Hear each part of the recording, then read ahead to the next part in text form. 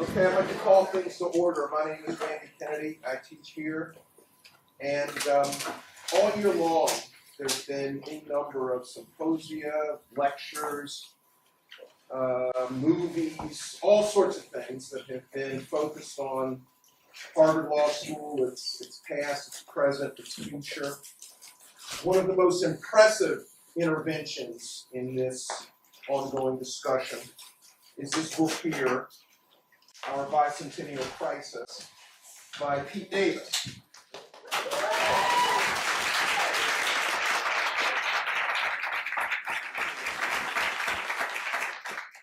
It's a work that warrants attention, warrants reflection, warrants criticism, and we're going to have that. That's what tonight is all about. And to help us explore this book and the ideas behind it, we have Pete Davis. He's going to start off things. And he's going to be followed by Duncan Kennedy, by Todd Rakoff, by Carol Steiker. Pete's then going to have a chance to respond. And then the floor will be open to all. So without further ado, Pete Davis. Thank you everyone for coming. Thank you to Professor Kennedy for hosting it.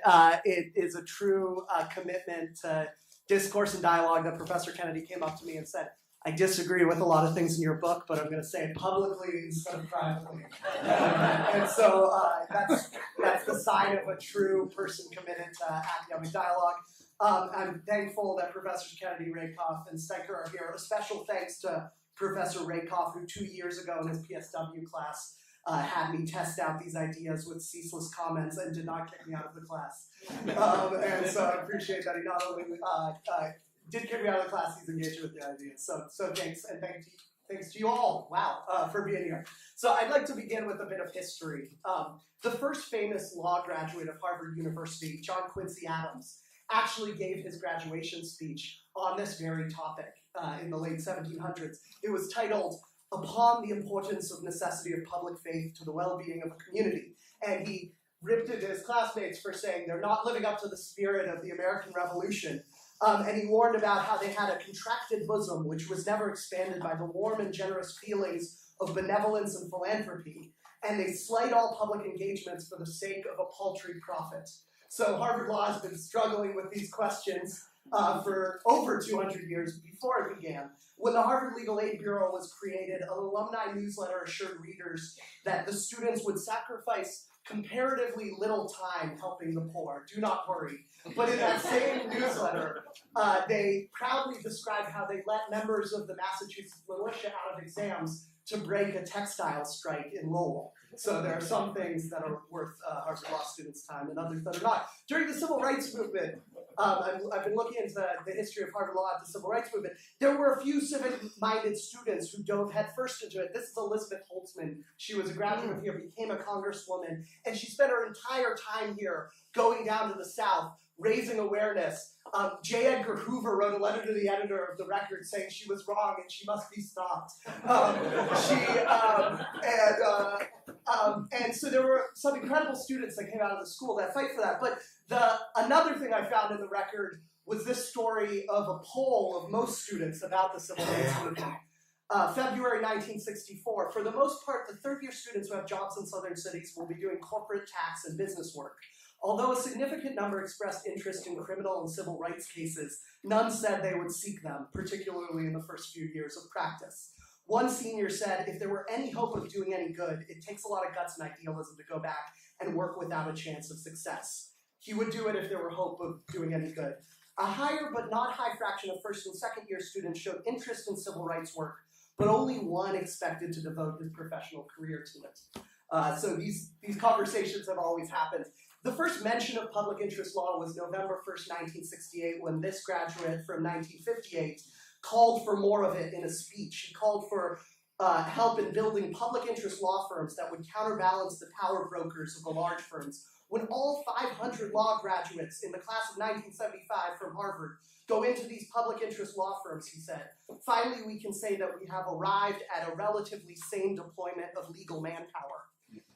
And some Harvard law students joined him, but for the most part, the class of 1975 became lawyers who, in Nader's words, labored for polluters, not anti-polluters, for sellers, not consumers, for corporations, not citizens, for labor leaders, not rank and file, for, not against rate increases or weak standards, for agricultural subsidies to the rich, but not food stamps for the poor, for tax and quota privileges, but not equity and free trade.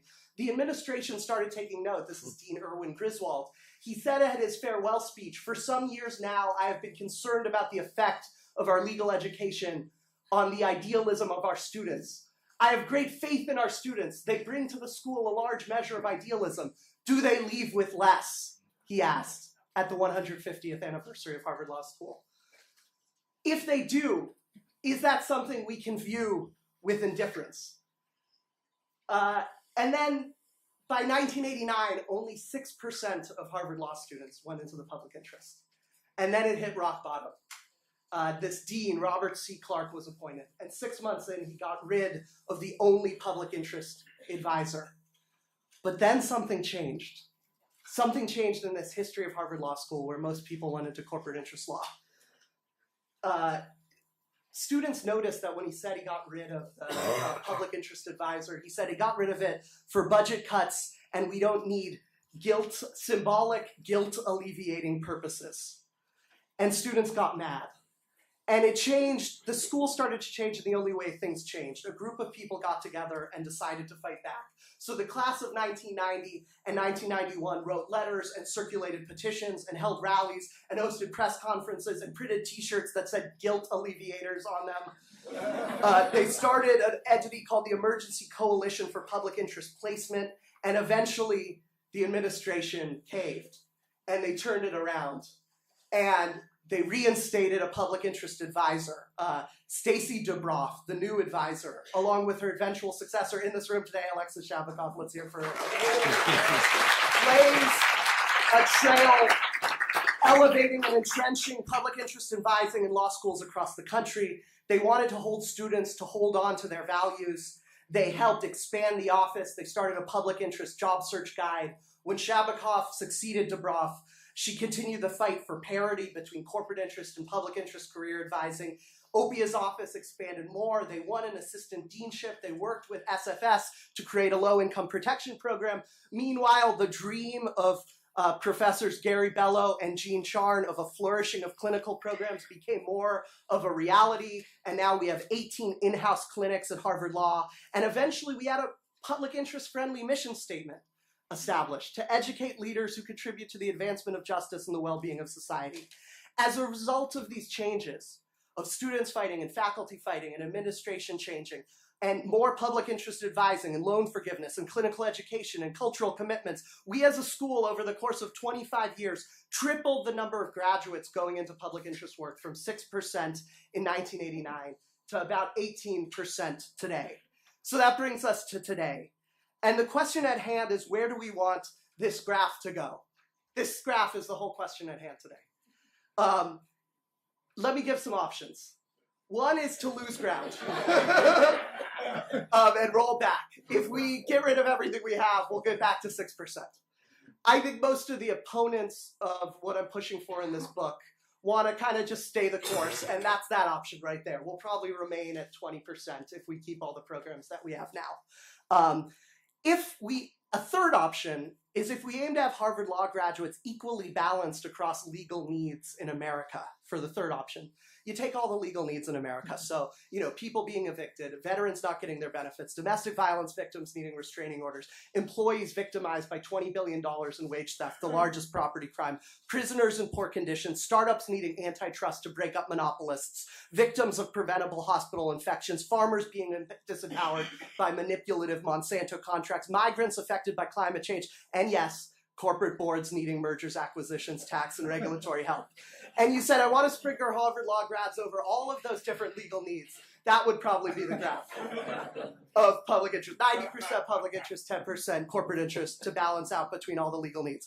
My proposal is the moderate centrist compromise between these different aspects, which is to keep the line linear and have a majority of students, 51% of Harvard Law grads devote a significant portion of their careers to advancing the legal interests of the poor and the public at large. It's the 51% compromise.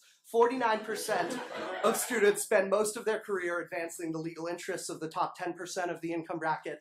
51% spend most of their career advancing the legal interests of the bottom 90% of the income bracket. That is my proposal. Before I close, I want to just go through some of the things that people say of why this is impossible. I call them work avoidance mechanisms and excuses. So let me go through a few of them. Excuse number one, this isn't a crisis. This is Learned Hand, class of 1896. He said, if we are to keep our democracy, there must be one commandment. Thou shalt not ration justice. And if we looked at Learned Hand in the eye, and we wanted to be honest to him, and he said, are you rationing justice? We would say, yes, we are. We're rationing justice in the criminal justice system. Real spending in indigent defense has fallen since 1995, despite felony convictions going up 40%. For many, the experience of your public defenders, meet 'em, greet 'em, and plead 'em. That's why 97% of federal cases are pleading out. And everyone knows this graph. And many people are starting to think that the lack of public defense to stop overzealous prosecutions is a serious reason of why this is happening in our prison system. We're rationing justice in our civil justice system. Deborah Rohde at Stanford estimates 4/5 of civil legal needs go unmet. We're 20th of 23rd in terms of access to civil justice. And most legal aid offices have to turn away about 2/3 of the people that choose to come there, let alone the people that haven't thought to come there. This is mothers getting evicted, let me remind you, domestic violence victims not getting restraining orders, elder care abuse going unpunished, and veterans not getting their benefits. It's very serious. And there's also rationing of justice in the political system. For every one public interest lobbyist in Congress, there's 34 corporate interest lobbyists. Serious, centuries-old citizen powers like tort are being distorted by corporate interests through caps and mandatory arbitration and limits on class action suits. The revolving door has crippled regulatory agencies. 4 of Obama's AGs for antitrust now work for trusts. So that's the Democratic president's AGs for antitrust. Corporations are sponsoring legal thought, and we don't talk about this here. The Olin Foundation donated $68 million for 83% of the law and economics courses. They admitted that the purpose of this was to have conservatized constitutional law. They said we couldn't go to a dean and say we want conservative constitutional law, so we're funding these things. $18 million of that went to Harvard Law School. I found this right-wing philanthropy book about how to spend your money to, control our democracy. And they said, for billionaires and millionaires, and they said, look at the savviest intervention that came at Harvard Law School when the Olin Foundation gave that $18 million. It rippled out across the legal system. We have a Canon 8 of the Model Code of the Professional Ethics of the ABA. Says we have to, this is not just Pete Davis's idea. It says that you have to fight to improve the legal system. It's part of thinking like a lawyer. It's thinking like this. But are we doing that? We're letting LSC funding lag. We're lagging behind in per capita spending on civil legal aid as a country. And we're letting profits for the major corporate interest firms hit $30 billion while letting funding for public interest work lag for civil legal aid for the poor at 0.37 billion. What happens when a democracy rations justice? Connor Friedersdorf of The Atlantic interviewed a Trump voter, and he asked him, aren't you worried Trump is going to break with the rule of law? Aren't you worried he's going to subvert the rule of law? And the voter responded, when Trump undermines the rule of law, I see not a danger, but someone who is undermining a system that has become a game for elites with access to armies of lawyers. When you allow for legal inequality, you subvert our democracy. Learned Hand was right. Another excuse is that, why do you care so much? These are huge problems. Why do you care about 180 more Harvard Law students per year working on public interest? Sure, The 180 more students per year we're going to public interest aren't going to solve all of those problems. But it's going to be a keystone habit that's going to change the culture of this law school. Professional schools' cultures and curriculums and hiring decisions and choices of how they spend their endowment are determined by where students go afterwards. It's what the students want because they're being trained for a career, so the school is going to conform to the careers that those students go into. So if we had a majority of students going into public interest law, the whole school would change to respond to that. And when Harvard changes, if we believe what we say about our heft, other schools change. When legal academia changes, you start making changes in the legal system.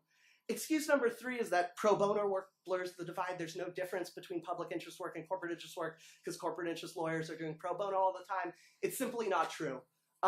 8 minutes per day per lawyer is spent at corporate interest firms on pro bono.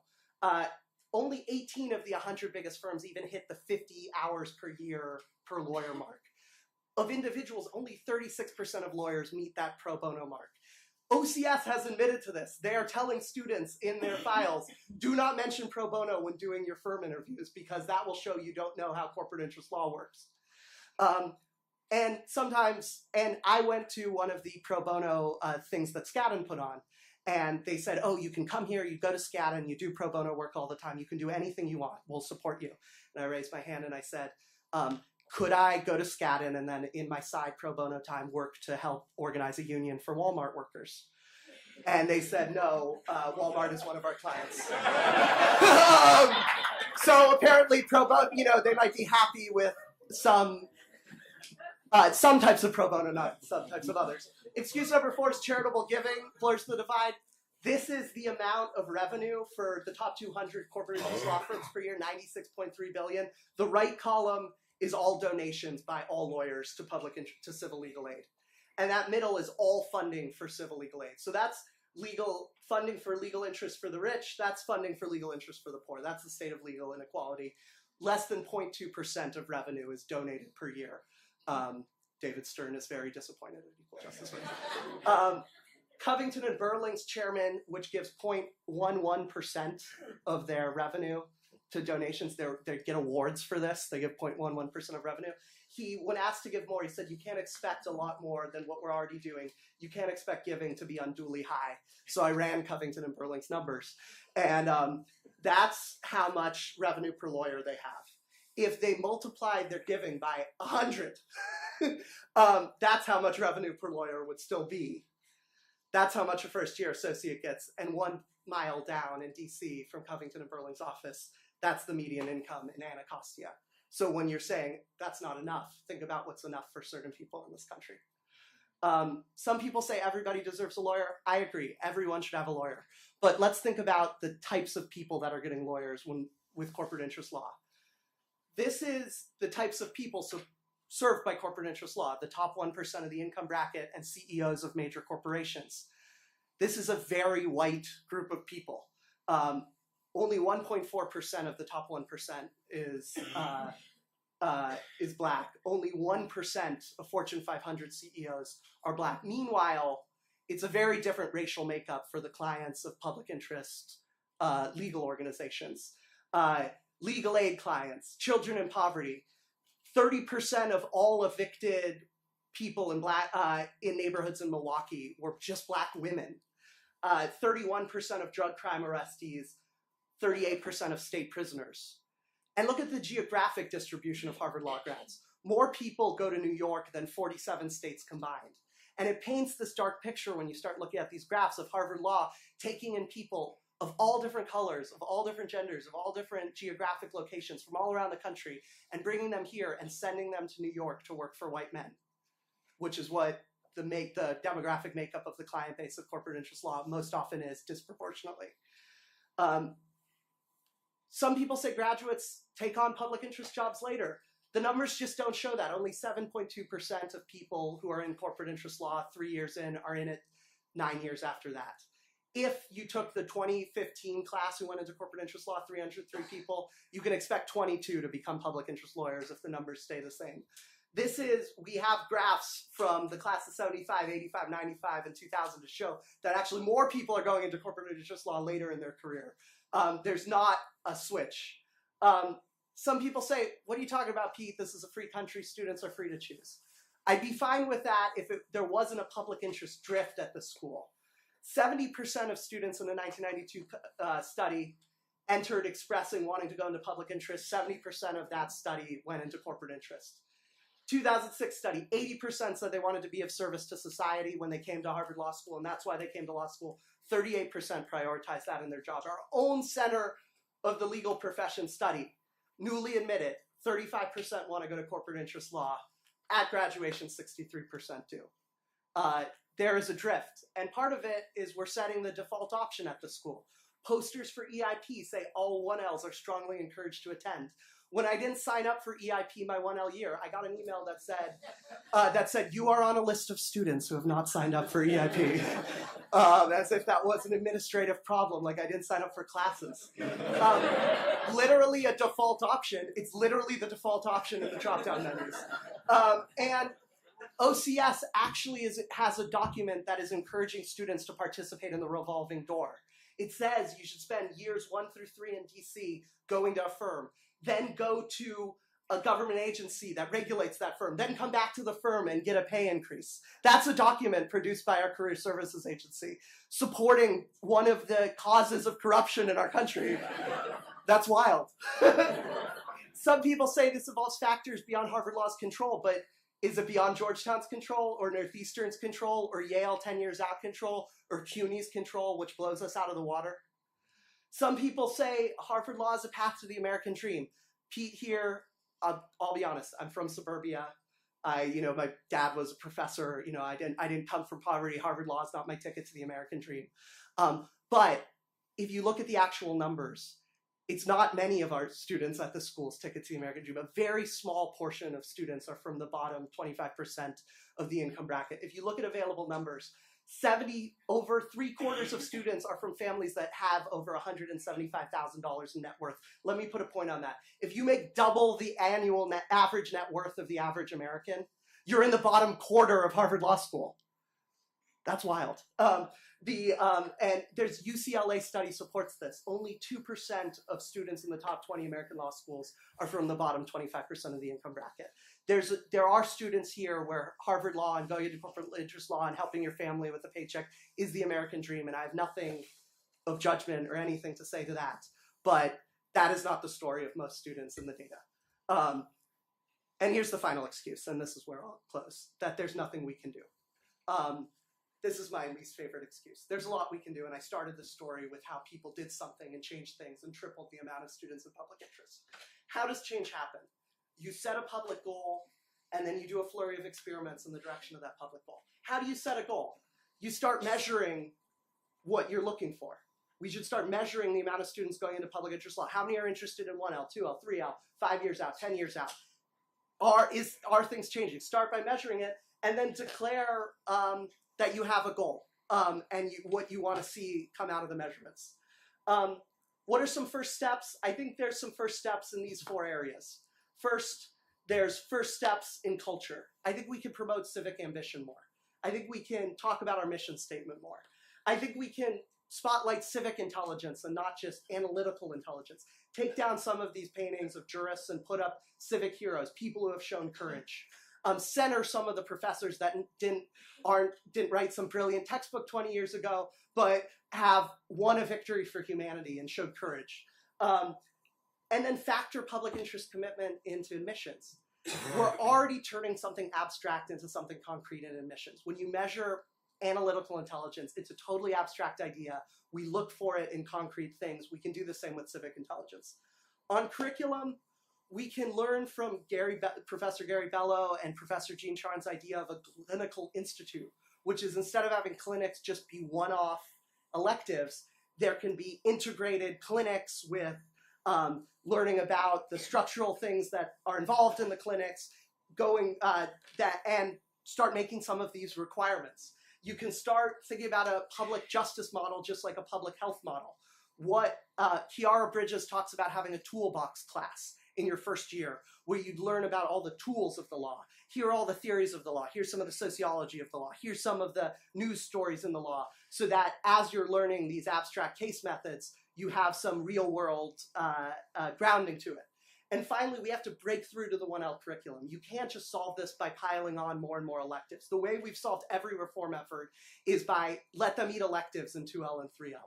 But we know that the culture of the curriculum of the school, what the school says it values, is in the 1L curriculum.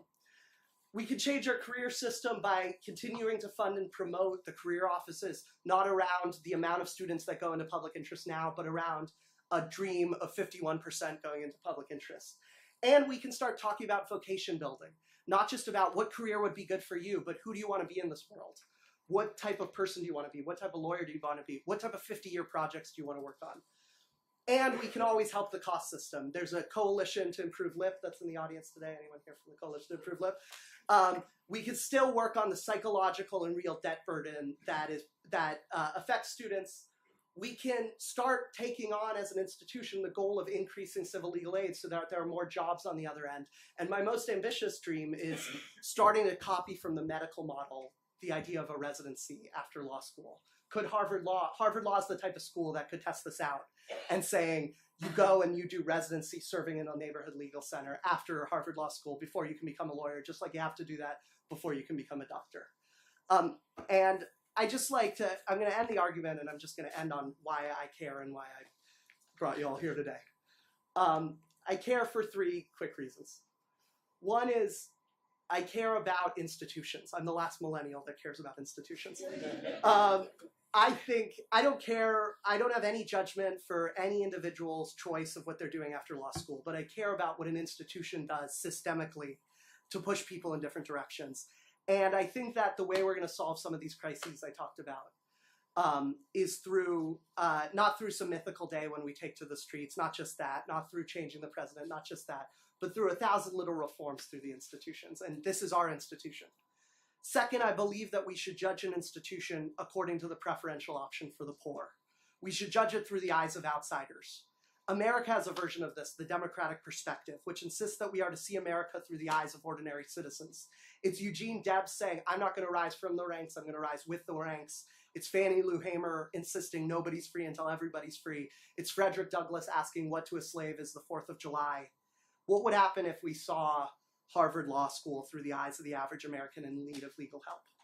If you're a person in an overcrowded legal aid office and you find out that the most prestigious law school is sending 80% of their students receiving the best education in the country to advance the interests of the wealthy and powerful, what would you think?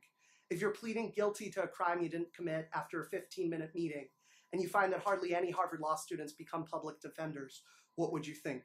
Does it matter to a refugee that we produce Supreme Court justices if more of us are willing to spend our time filling out paperwork to help the powerful move money across borders than the vulnerable who are at our borders? Does it matter to a Midwestern governor who needs young minds for a fledgling state agency that our job placement in the New York corporate law market is second to none? Does it matter to a mother being evicted from her home that Harvard ranks high on the US News list if Harvard is losing out to lower ranked schools in terms of producing students who help out people like her? Seen through the eyes of America, we risk irrelevance. Dorothy Day once said, the biggest mistake sometimes is to play things very safe in this life and end up being a moral failure. I think the reason we let this crisis happen is not because of the money and not because of the prestige. It's because we play it safe. It's because we're risk averse. And the risk that we're averse to is losing some of our options, because above all else, the millennial religion is to keep our options open.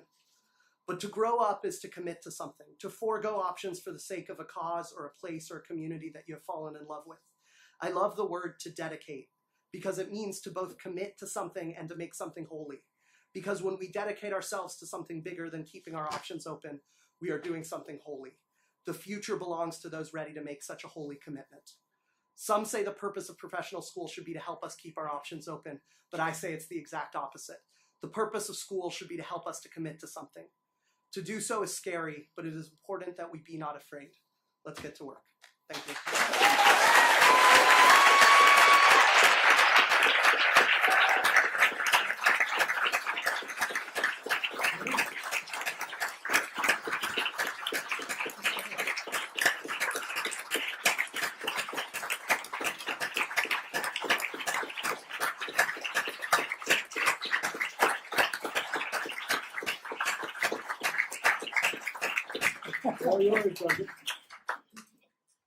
Professor Kennedy. Well, that was unbelievable. Let me see if I can get in the right relation to the mic. I thought it was fantastic. I completely agree with every line, all the way from the beginning to the end. I know that I feel in a classic situation that I've hoped often in the past to put other people in. So, which is a fantastic speech, which I intended to be more radical than Pete, whatever he said. Whatever he said, I was going to be more radical. So, okay, where does that leave me? Fortunately, I've been allocated only 5 minutes, which I'm sure will be enforced. So that really takes a lot of the pressure off right at the beginning. So, but I do want to actually make a suggestion. The conclusion that I draw from the speech, which if I imagine myself as a law student, is it's in a different register than his conclusion. So my lesson from the speech would be that it is a plausible thing to do as a law student to be a student radical, by which I don't mean simply a person devoted to the public interest. So I love the public interest. I'm totally in favor of the 51-49 new split of the graduates. But I think that from within that perspective, the speech also poses a lot of questions and problems for a person with the project of radical transformation. The speech is about the need for radical transformation, but if you have that commitment, you come up immediately when you're thinking about the role of law schools and law students in such a thing, about what kind of a role is it conceivable, not now for a law school, because I myself start from a position of radical disaffiliation with law schools, including Harvard, which I've never felt strongly identified with, but for law students who have some ambition for social transformation. So the increasing the public interest thing would immediately comes up against the point, the larger structure as you define it, very nicely described, is incredibly hostile to that idea. If you really increased it fast while funding continues to fall, Harvard would displace CUNY. Harvard graduates would displace CUNY graduates.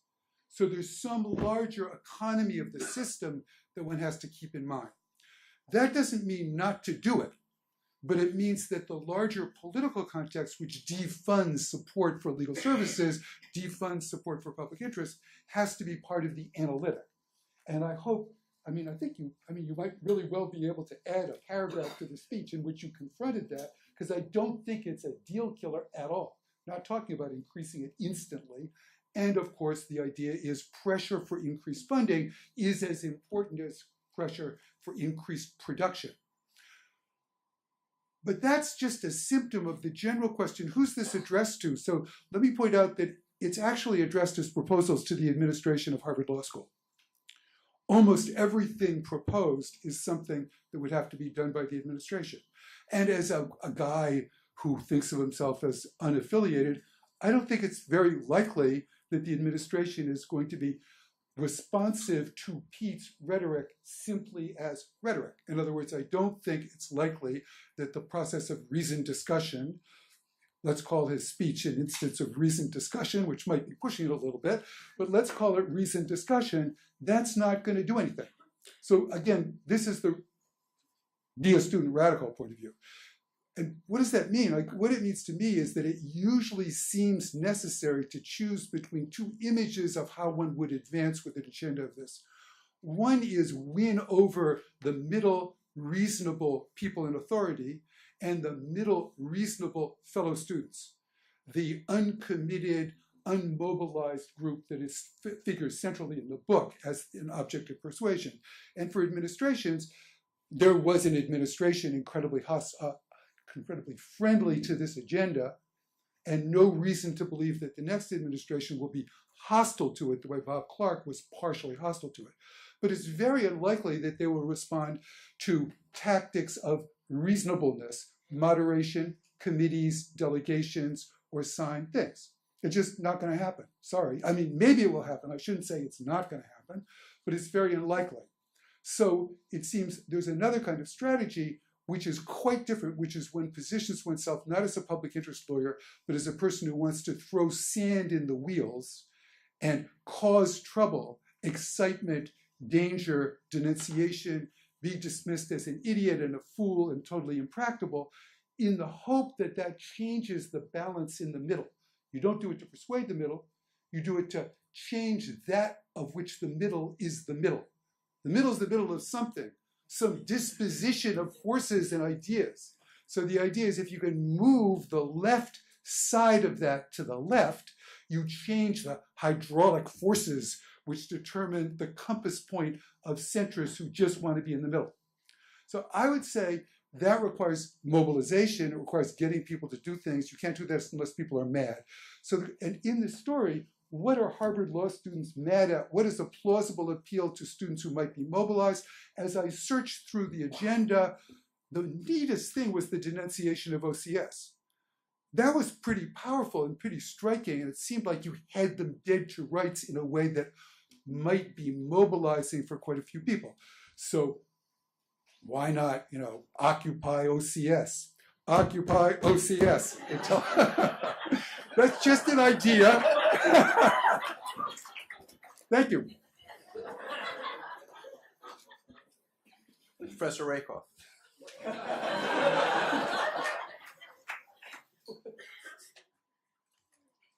So I'm going to agree with Pete on a couple of things and disagree with Pete on a couple of things. So first of all, there are a couple of specific changes to how we present the image of legal careers in the Harvard Law School that I would jump on right away with them. One is a suggestion that in the first year we have a serious course on the sociology of the legal profession and the role that lawyers play in the legal system as part of the first year curriculum. I think that'd be terrific. And I think it would really help people understand what the meaning of the choice that they're going to make one way or another.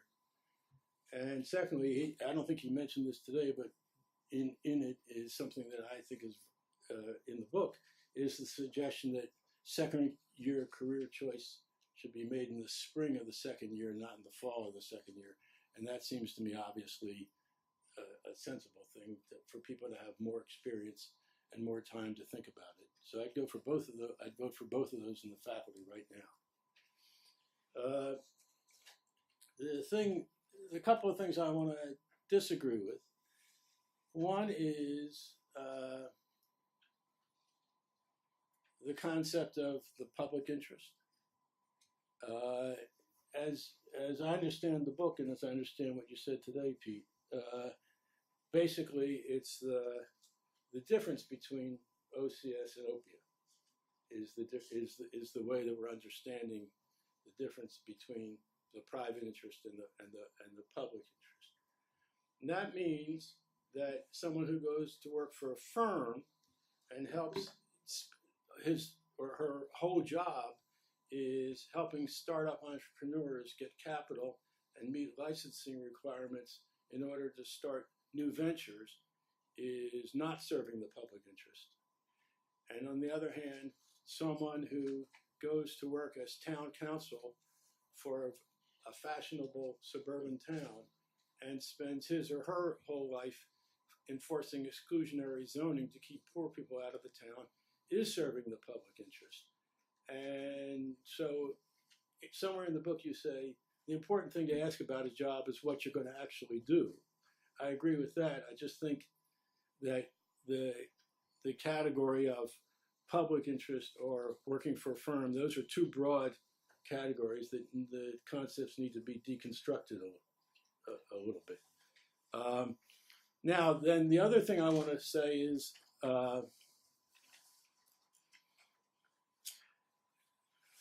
I have some question as to whether you start your book by saying here are a whole bunch of underserved legal needs, and here's my solution. But as I read your book, to be honest, I thought you were more in the business of saving souls than of solving social problems. And saving souls is a great thing to do, so I'm not arguing against it. But I just want to say that in terms of solving social problems, if we're talking about the ordinary, at least civil problems of ordinary people. I have a real doubt whether Harvard Law School graduates, even if we got them up to 51%, would be out doing it.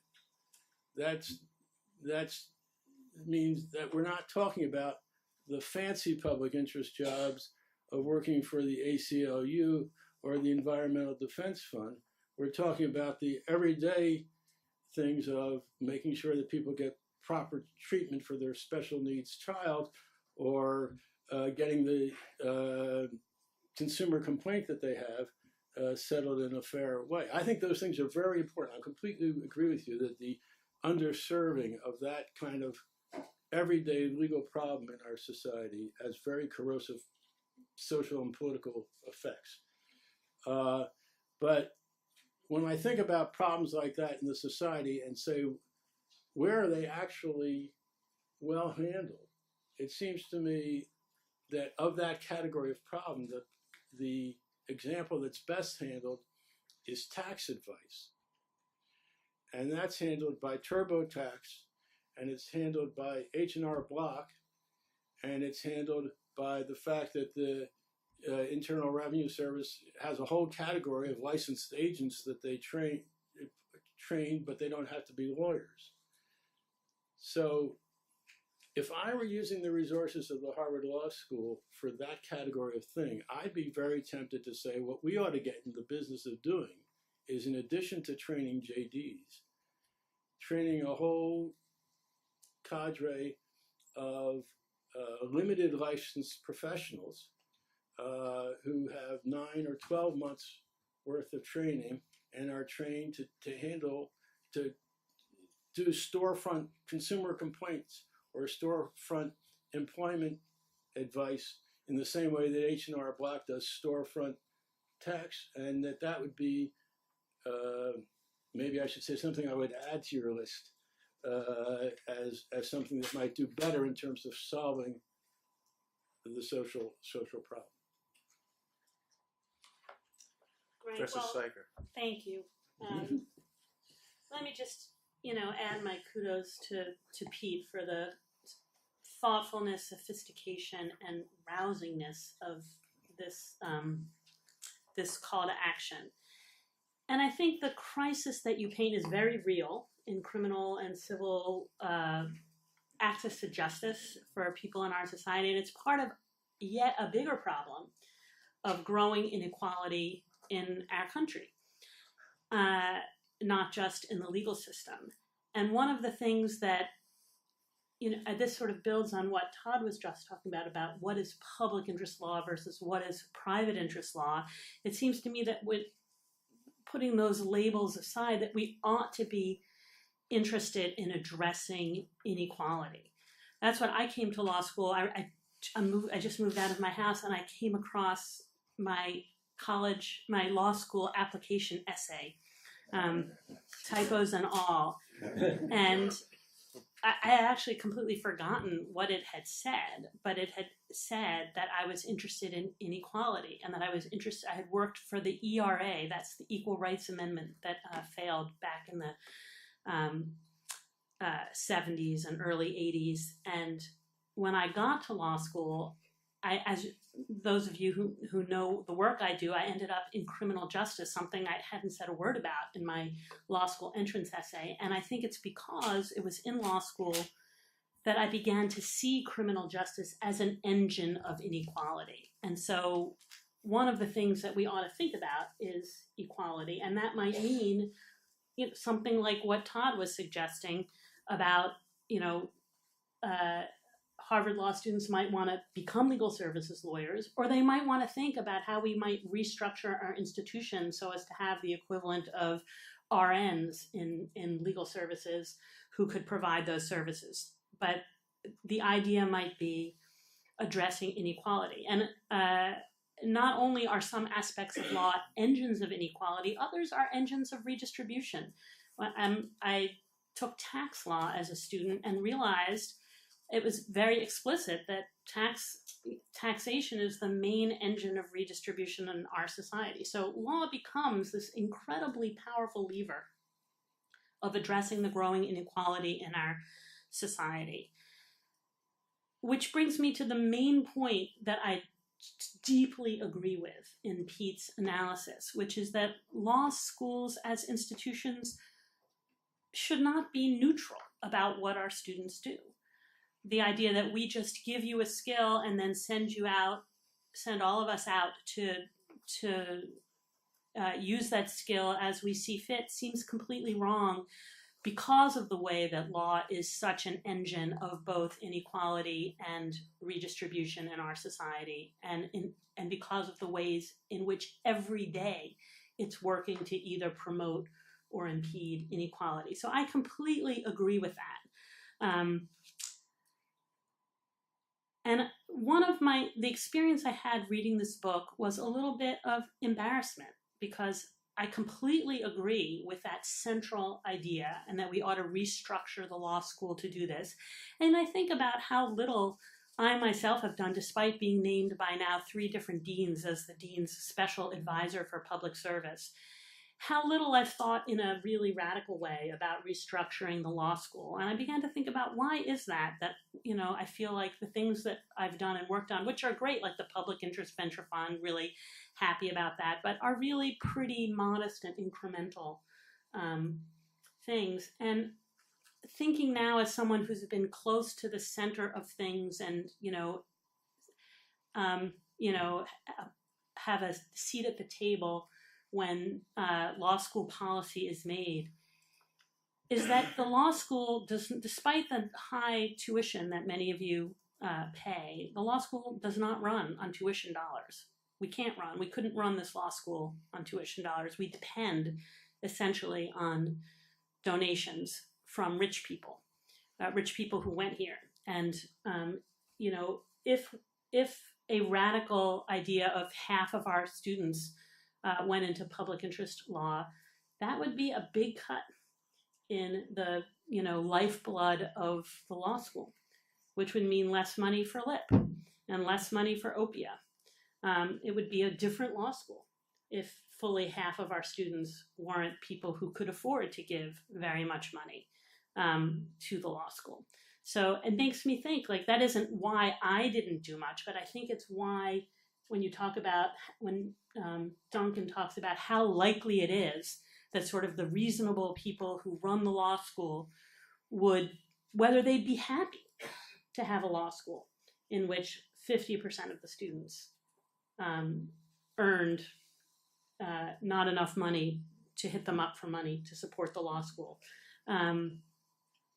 I think that's a real issue. So I think, one of the parts of Pete's solution that I think is right, that if this were to happen, our corporate lawyer graduates would have to step up a whole lot more for Harvard Law School to be the same Harvard Law School that it would be if we were successful. So I think that's like an issue that we have to talk about. Money is, key here.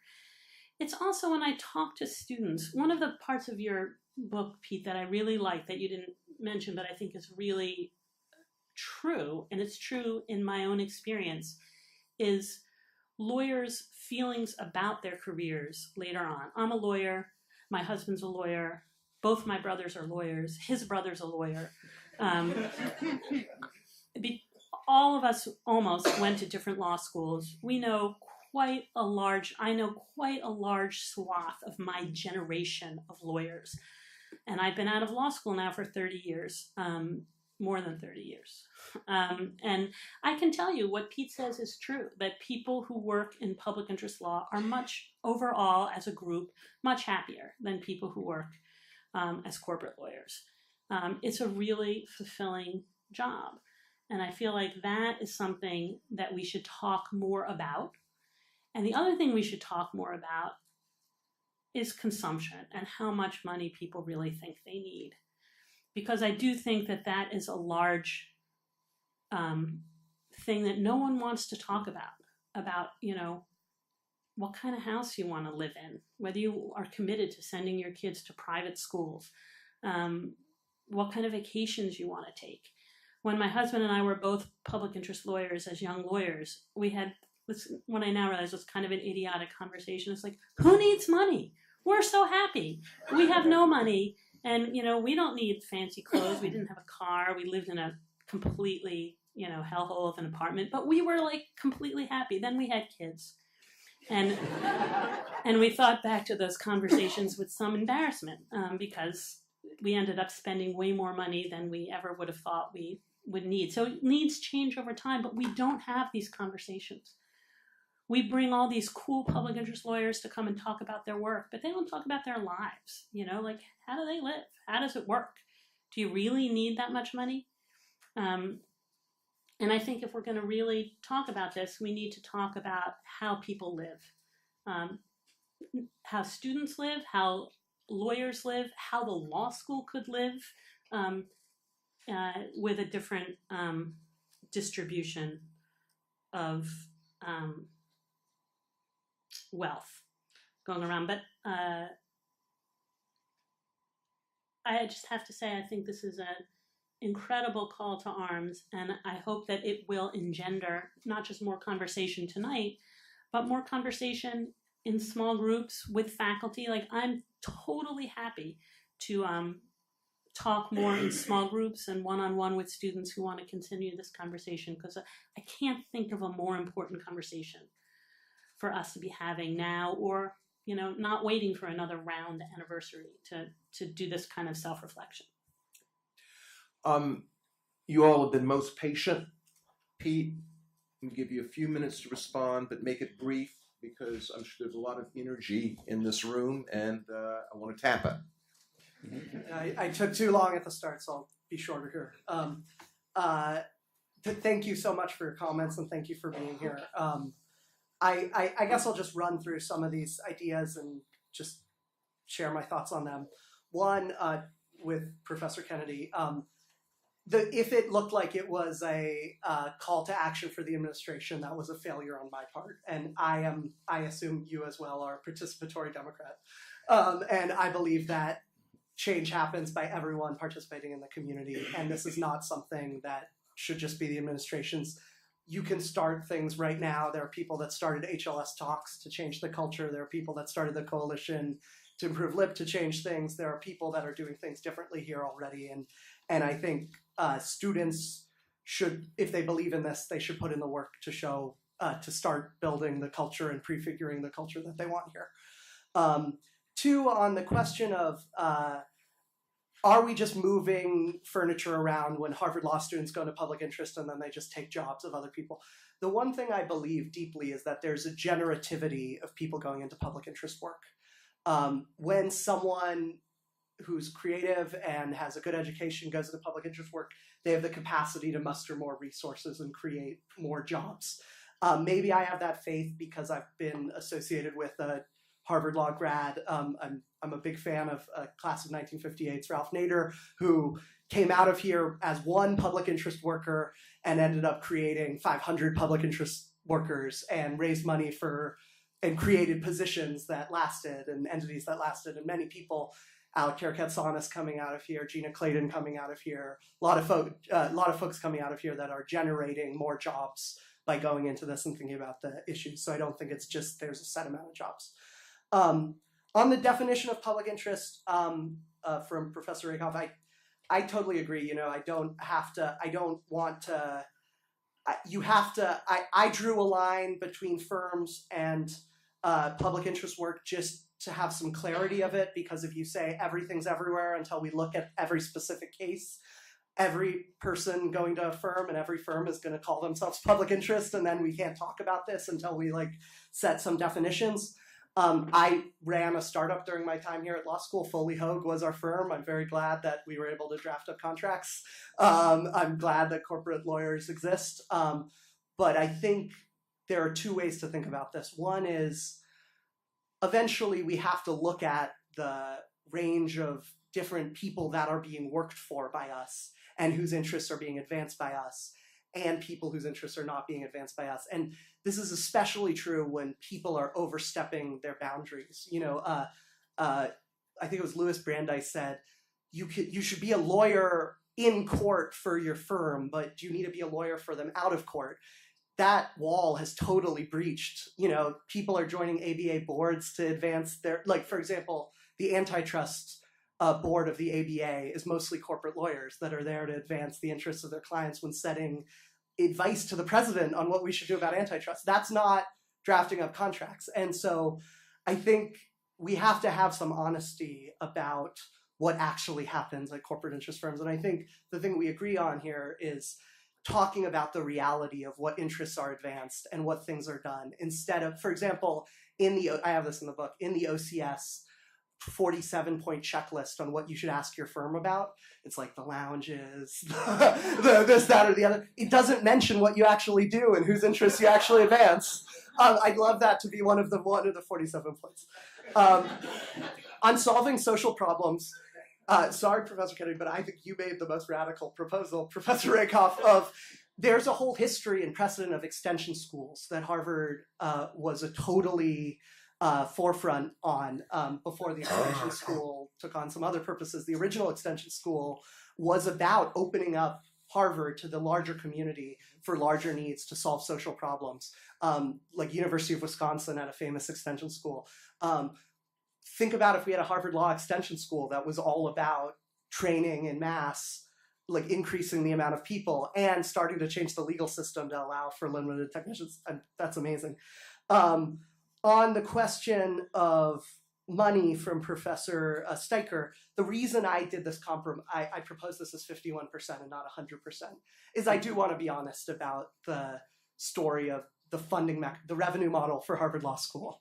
And my proposal was trying to acknowledge that revenue model. And I guess it would be a radical change to move that revenue model from 80% of students donating to 50% of students donating. But I think anyone advocating for this does need to think about an alternate revenue model. For example, in the medical system, a lot of it is federal subsidies to medical education. Like, that might be a century-long cause to work on. In a serious way, we're going to live for a good many decades of the century, so someone could work on that. And finally, addressing inequality, I'll end on this. The reason I care about this, I'm so glad you brought that up, is the reason, like, when I went home and I was so angry that I worked on this and stuff, was I was just thinking about our grandkids, and I was thinking about what's, like, the crisis of our time. And, like, the crisis of our time is that a very small amount of people have all the power and the money. And most people are living in lives of disempowerment and precarity. And that's hurting our democracy, that's hurting our culture, that's hurting our country, that's hurting our environment. And I want to be able to tell our grandkids that we worked on the biggest problem of our time to break that down. And I want to be more like Elizabeth Holtzman than, like, I think more of us should be like Elizabeth Holtzman than, like, the people who wrote letters to the editor calling Elizabeth Holtzman a radical. And I think when the class of 2018 comes back to speak to the class of 2068, I want to tell them stories about how we broke open the oligarchy and how we helped end some of this inequality and got back to a new social compact. And that's kind of at the heart of why we're doing this. So thank you for bringing that up. So let's open it up to the room. Good.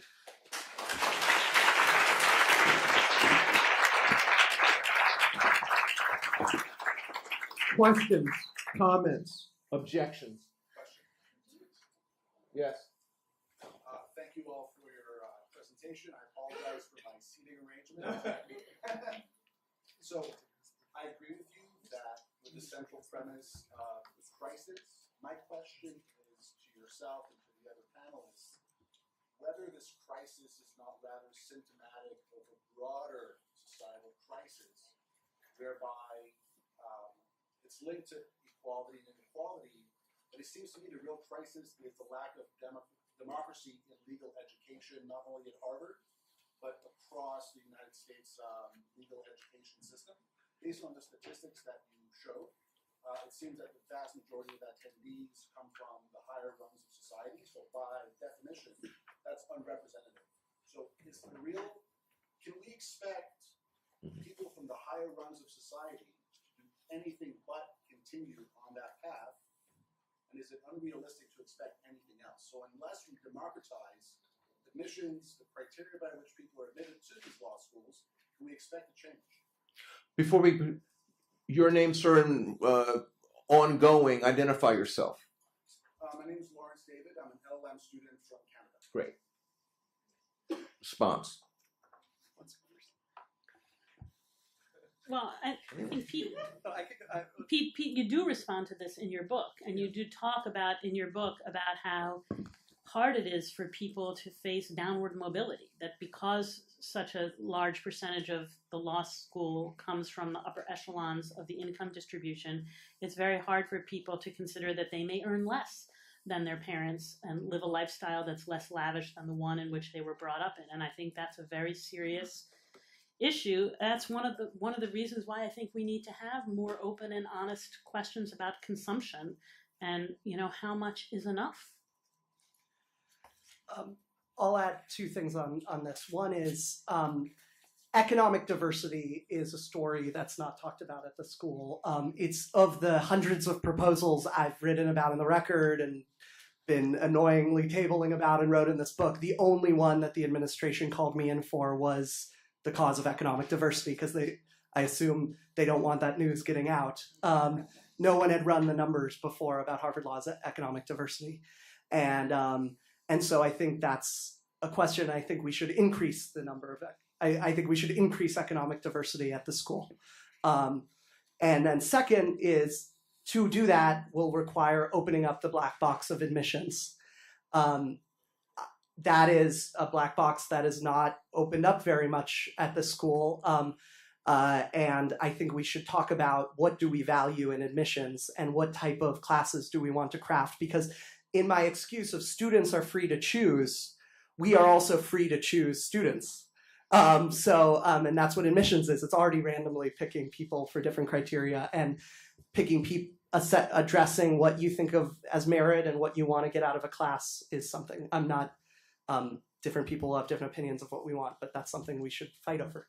Although, Pete, no, I mean, one question I'd have, and I don't know if you have any data, is whether people from lower economic strata are more or less likely to go into public interest work. I think the answer may be less. I mean, you said for some people it's like their ticket to security, and they have other family members depending on them. And just anecdotally, I think that the students I've known from lower economic strata were more likely rather than less likely to go into public interest work. I actually think economic diversity is a good, and as I think everyone here on this table does, economic diversity is a good in the end of itself, and it's not a strategy to get more public interest folks, but it is part of the larger symptomatic question of how do we speak to inequality in our time. So yeah, I'm with you on that. If I could just go on with my own obsession, so Occupy OCS, definitely, but if the idea that you're raising is taken seriously, and the question is how could the school contribute to a longer run agenda of some kind of social transformation, I really think it is not real to think that without some form of mobilization / radicalization and pushing, which would have to both have a faculty component as well as a student component, I just think nothing will happen, not only in your time as students, you can forget it, especially for third year students, of course, but even if you're a first year student and this is actually your first semester, nothing is going to happen. The ideas are completely familiar. All the ideas on the table have been on the table off and on since I was a very junior faculty member. And the admissions process was heavily pressured in the 80s over affirmative action for women and people of color. There was an actual change in the admissions process. The committee, which had been composed of people who hated all forms of anything but merit, became one which was composed with a majority and a minority. There were two were for diversifying and one was against diversifying. They fought it out. When Clark became dean, he abolished that admissions committee and created a new one. The person who had been the main advocate for diversity in the committee his job ended. And it's not as though we, the faculty, are not aware of the issue. The question is what would cause, I'm retired, other than myself. So what would cause the faculty to take that seriously? It's not going to be dialogue and conversation without some sense that there's a will behind it that will make things uncomfortable. It doesn't have to be violent, but the discomfort, angst, uneasiness, waking up maybe in the morning saying, I wonder what it's going to be like today. It can be, there are a million forms of pressure. No pressure, absolutely no result, is what I would say. I think that there's a lot to that, but I wouldn't discount what you referred to as reasoned discussion, and let me jump in. You said, Duncan, that you don't have much of an affiliation with the law school. I have a very different sort of emotion. I've been here for 34 years. Love coming here. Deeply devoted to the law school. Completely unembarrassed to say that I love Harvard Law School. And I think that it's done many, many, many good things for the country and indeed the world. I think that this gathering is a good instance of Harvard Law School and representative of many of its virtues. On the question of reasoned discussion, you talked about, moving people in the middle. I think I'm one of those people in the middle. And I think that, Pete, I think that your book and I think that your remarks this evening certainly moved me. And, is that enough? No, it's not enough. I agree that, institution like this, you've got to do some pushing and shoving. But I wouldn't discount the step you've taken. I think that's a very important step, and I think that it too can be, and I hope will be, effective for moving things. And of course, moving the world even a teeny bit is a very difficult job. Others? Yes.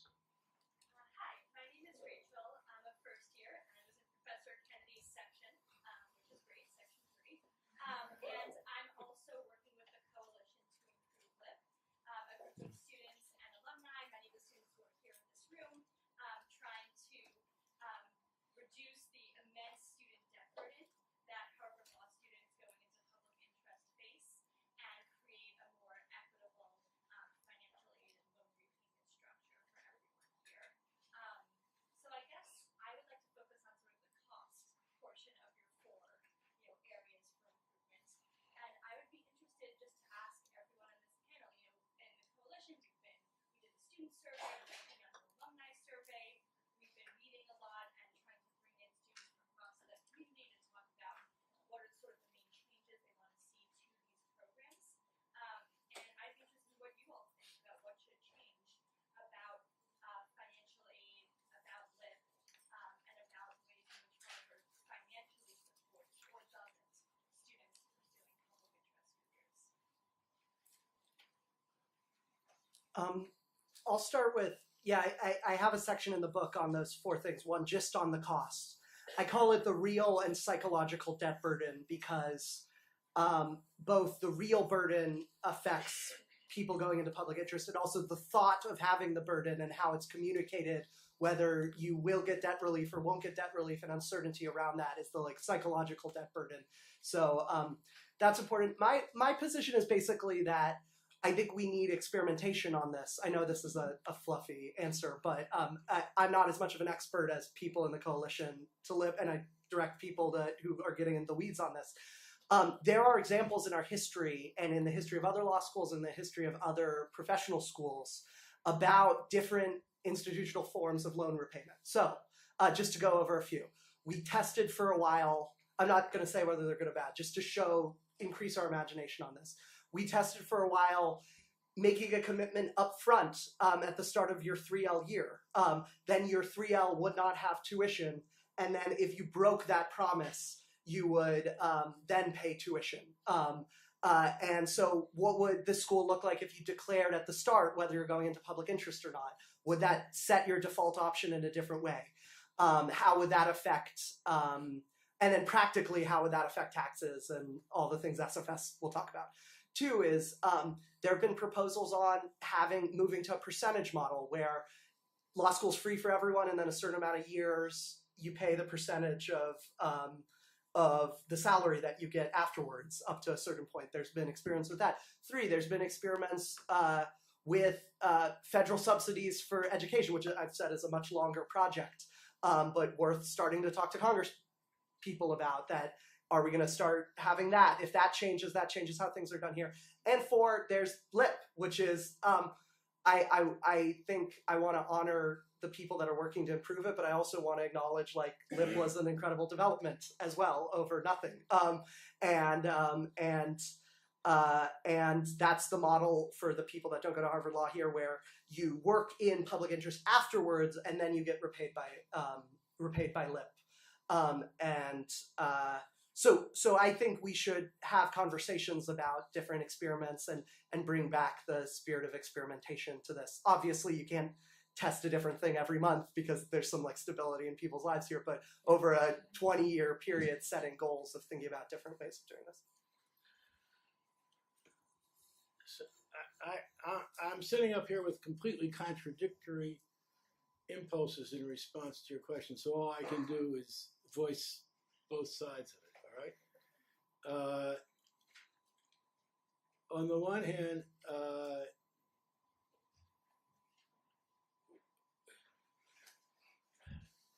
the driving problem behind all this is that law school has become so expensive.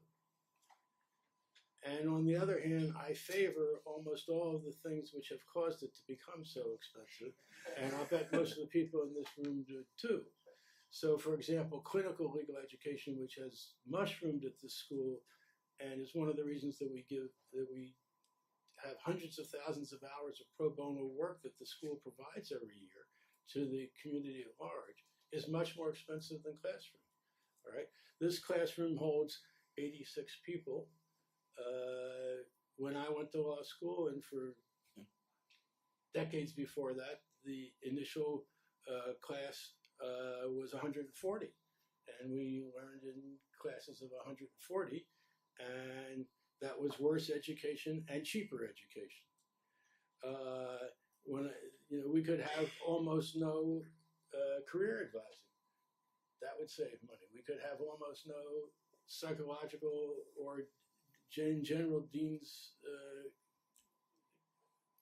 of students support work. That would save money. We could cover a lot fewer interesting byways of the law curricularly and just teach 20 main courses, and that would save money. All those would make it a worse law school and a cheaper law school. What makes the thing very tense for me is that what we're talking about is raising money and supporting things which, from the outside perspective, are problems that only privileged people have, right? The jobs that are being supported by the Low Income Protection Program are jobs that most of the society considers very good jobs and doesn't consider them to be low income jobs at all. And so we're playing at this sort of stratified, equalizing at a stratified level, and I don't know what to do about it. But that's what I'm up here thinking. Professor Steiner. I'm the senior in this range, so I speak from an earlier period. And I was class of 1955. That means when I think back, I think it's very useful when, as this group is, essentially a very critical and reform group that have all sorts of different ways of trying to make for a better future, however each one of us might define that.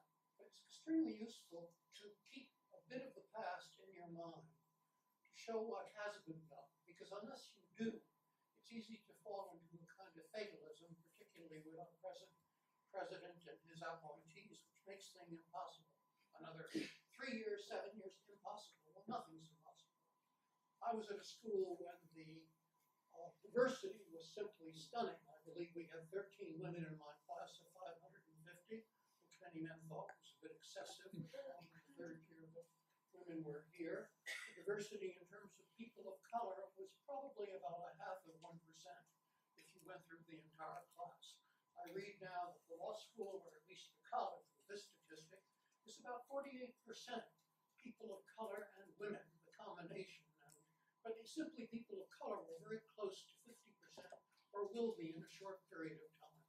Now that has affected many things. It's the country at large, whether we didn't change the country, it helped change us, but there was a dialectic there with our graduates and other law schools that follow similar patterns. So I take it that, so we brought in, as I experience it, the underbelly of American life into the school. It was not there at all, at all, at all. Legal aid was an honorary for people who got high grades right beneath the law review. It was all a matter of 2 decimal points as to what your standing at the school was, and that determined it. I thought of it and think of it now, I wasn't on it, as noblesse oblige, the way eminent aristocratic doctors put in so many hours a week thinking of, they better go to the clinic and handle it for poor people who have real maladies. So this was what we did, because we were elites. There was no lower economic class present in the school. Whatever. There was no really ethnic variety. I don't mean there's no difference among all the whites, but it was so clearly an elite, upper middle class and better school.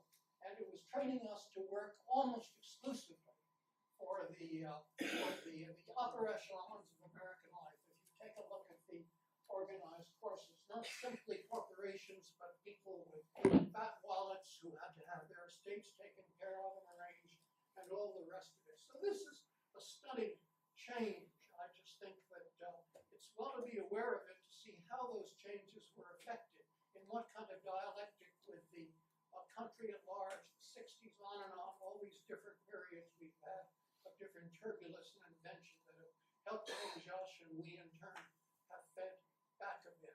So, and then the interdisciplinarity simply wasn't here. You talk of the sociology of this or that in the first year, I think a very good idea to do a really good course. But those kinds of things were simply far into the law school. The boundaries were very carefully drawn. They're not that carefully drawn here. All sorts of things crawl in and parade into courses that would have been considered totally out of bounds, whether I was studying corporations or contract or con law or federal courts or any damn thing. So I see that with a stunning sense of the variety of the school today. And maybe I'm also emeritus far longer than Duncan. Maybe I have a sense, I'm more full of a sense of achievement than I have a clear vision of where we go. But we've gone simply enormously since my day. It's a stunning voyage. And it gives me the sense that another stunning voyage lies ahead. And after that, another stunning one. So these are all things that become real as slowly new ideas permeate the school. Clinical was nothing. It was scorned. It was crass practice, whereas we had to think of the great thoughts and then as a contract made or whatever else. So now clinical is in such an important dialectic with more conceptual or traditional doctrinal stuff. It's what an avenue to engagement and starting to think really, who am I? Why am I so involved in this complicated thing?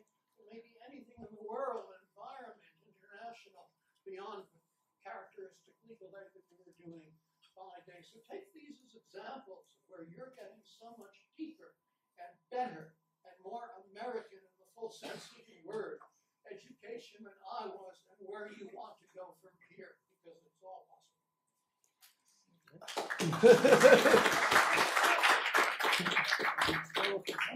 Jonathan, I'm a third-year student. One thing we haven't discussed too much tonight, and I'm curious to get the professor's opinion on this as well as Pete, is curriculum.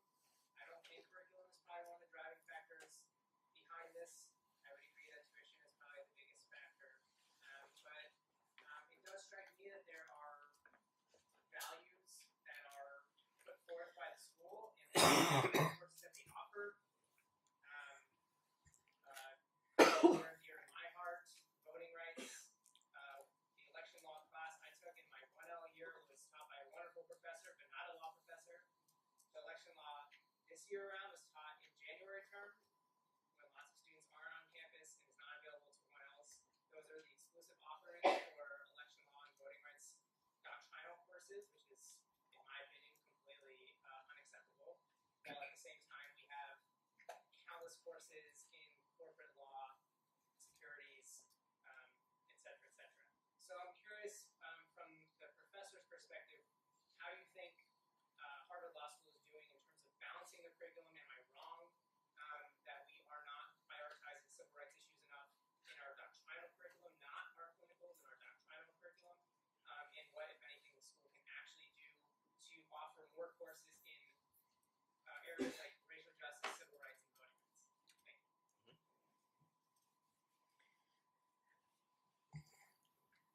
I don't know if you're right or I mean I didn't know that about our voting rights. And we did have for a while a voting rights specialist on our faculty, but you know things shift and change, and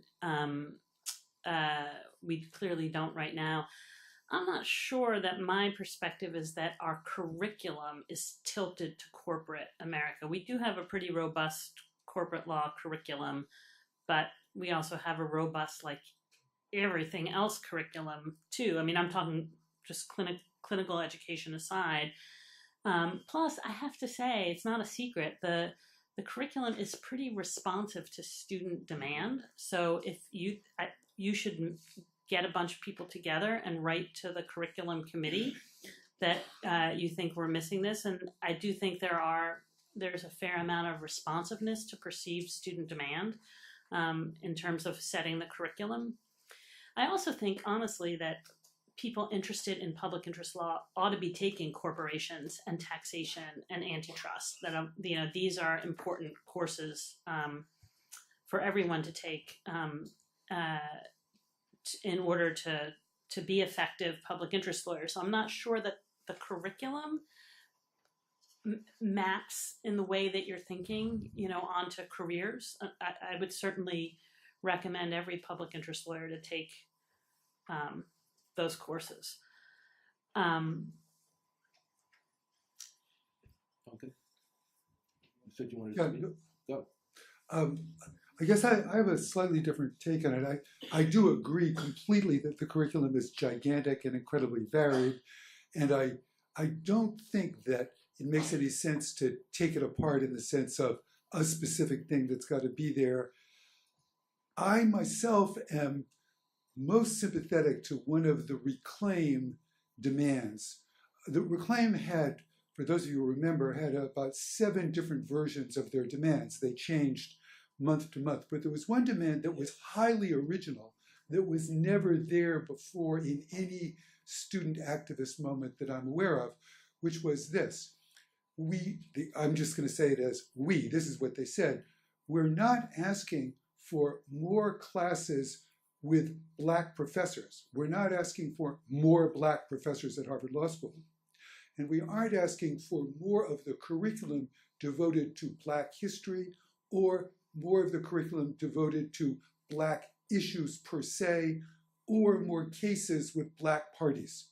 So this is the radical Black set of demands. People of color demands said none of those things. What we want is this.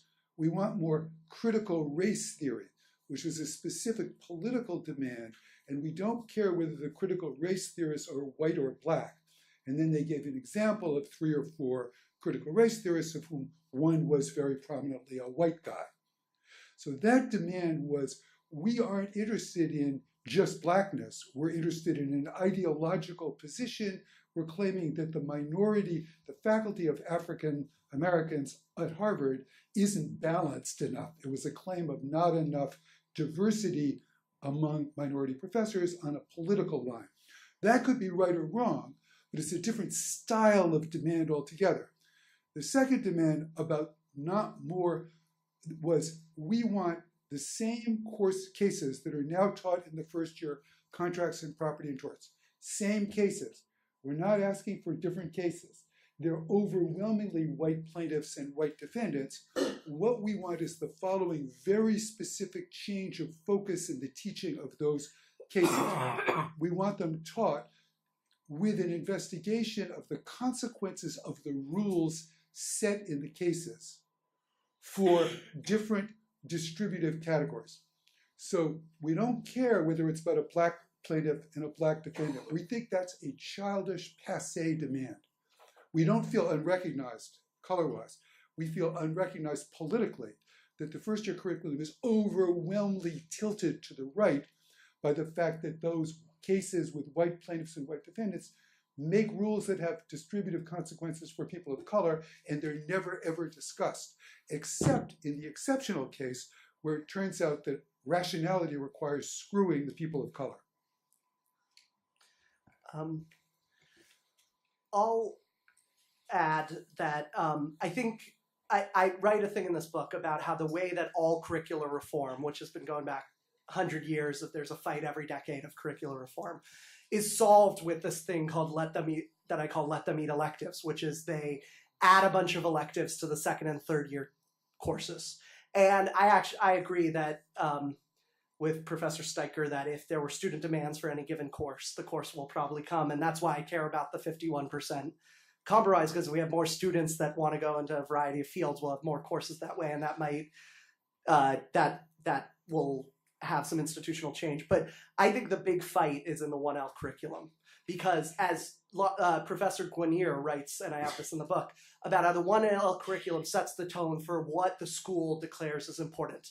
If they put it in the 1L curriculum, it's saying you cannot graduate from Harvard Law School. We will not be proud, like we will be embarrassed if a Harvard Law graduate does not know X. And what is taught in the 1L curriculum is X. And everything else is a choice that you make. And so going to visit a prison or seeing housing court or learning about the sociology of the law, that is voluntary. Learning about the case, like these specific torts cases, is required. And so the fight, I think, is over the 1L curriculum. What would I propose for the 1L curriculum? I like putting it in this pithy way, which is we need more past, we need more future, and we need more present. More past is, right now it doesn't exist in time. It's just these cases that have come down. More past is talk about not just why did the judge, why do you think the judge chose this way? It's why do you think the law, or why do you think this rule is right, is sometimes the worst version of the discussion. A better one is how did this rule wind up this way? Talk about the history of the rule and the factors that went into the institutions being arranged this way in the law.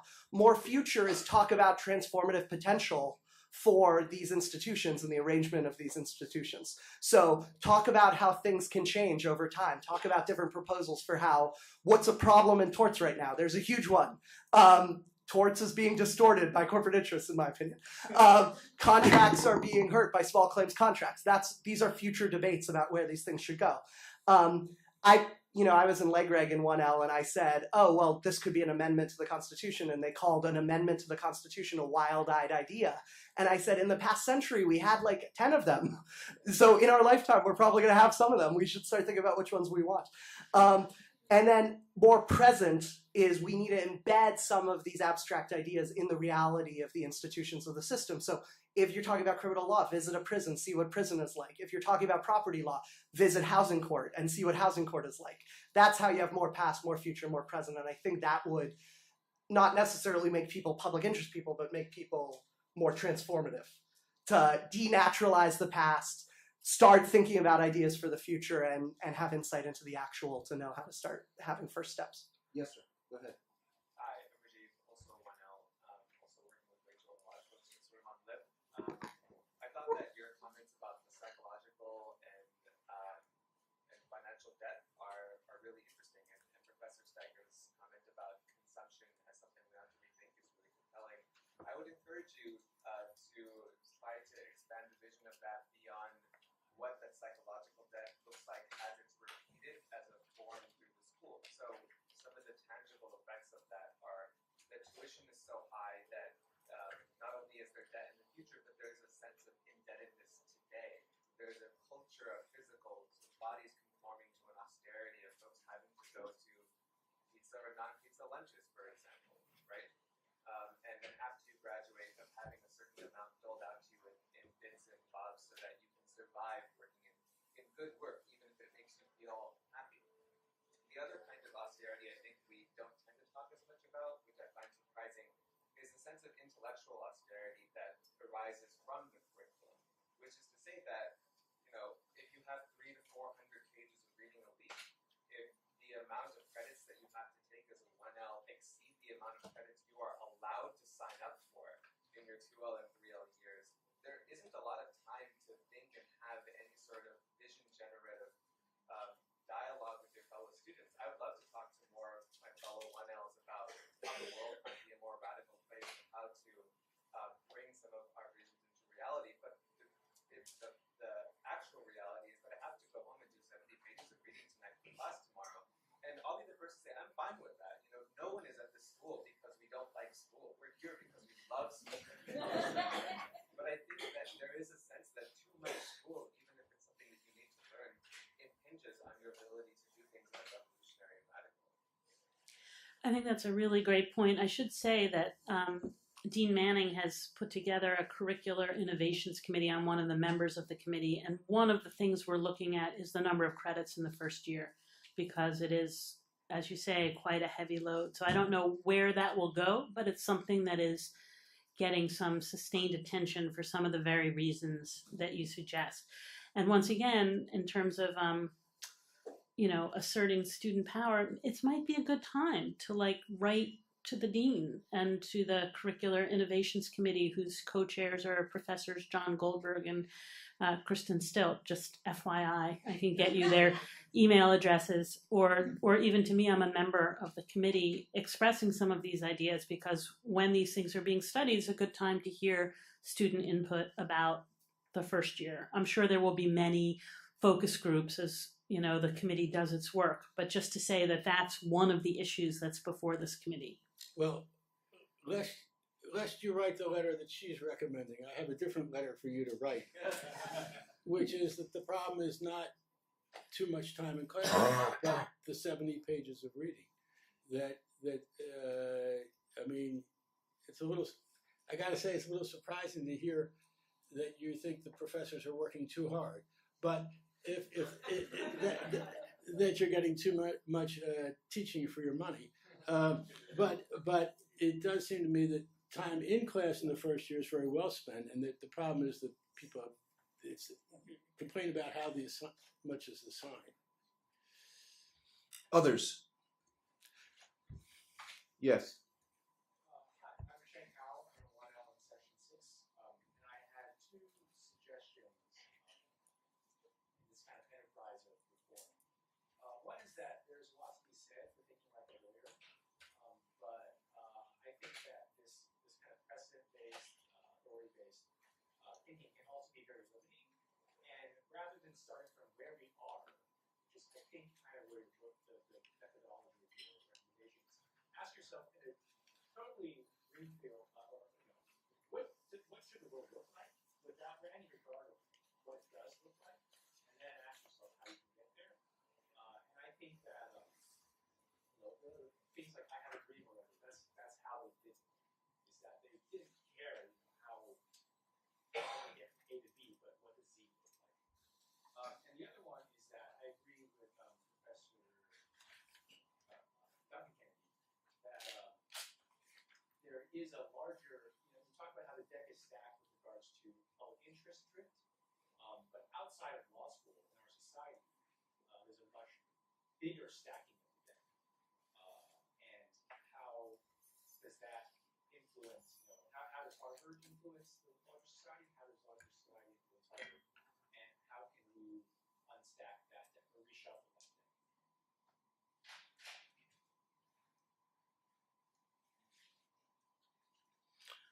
Yes, ma'am. Hi, I'm Libby. I'm on first year. I have two questions, one kind of narrow, one broader for Mr. Steiker. The narrow one is also Mr. Steiker. When you say that there is a huge potential for a loss of income because of a shift from 80 to 51% of graduates looking at the firm, is that a suspicion, or do we actually have the numbers that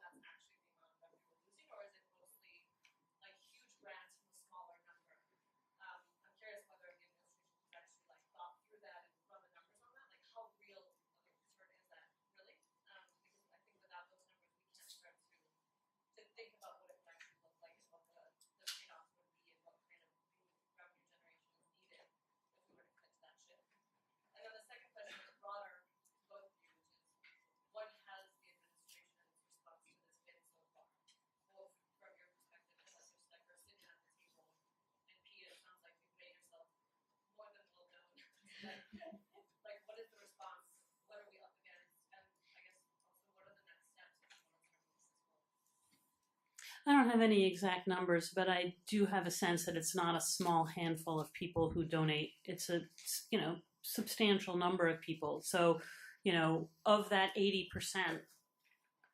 presumably some proportion of them contribute, and that I think we should just assume that we would have a relatively concomitant decline. So if we had 30 out of 80%, you know, so 80% down to 50%, it would be, you know what, like a, you know, 40% decline in revenue. Now maybe it would be only 25%. Maybe it would be like more than 40%, but it would be substantial. I don't think we have any grounds for thinking that if that really happened, that it wouldn't take a substantial bite out of the business model of the school as it runs right now. But I think you're absolutely right. We should want to look at those numbers and see. But the point is that if you're an administrator charged with running the school and that's the current business model, it would be hard to celebrate a 51-49% split unless something else also changed. Now, that said, I don't think anybody's worried about it really happening, right? Because it's like not showing any signs of really happening. So I don't think that Dean Manning or anybody else is quaking in their boots like, oh my God, tomorrow, what if 51% of our students go into public interest work? But it's just I think in order to think about what we want to have happen, we have to think about, well, if that happened, what would the world look like? And that would be one of the questions that we need to address. Mr. Newton? So I'm also in section 3, Rachel, and I'm working with her. There's a lot of people in this room.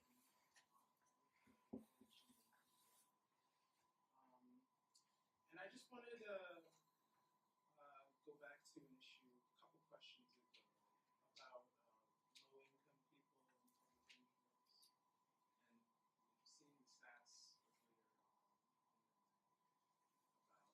how few people at Harvard Law come from lowest rung socioeconomic class. You made it a point this last semester during coalition to talk about these things, but not to purport to speak for anybody. Also, it's gonna. We have meetings every week. It's gonna be in Lewis 102 this week. If you want to stop by. But I'm actually, from a household where it's just me, my mom, and he just started college, and I'm gonna have a lot of debt, like 6-figure debt when I graduate. I'm gonna be 25, and my mom's getting old, right?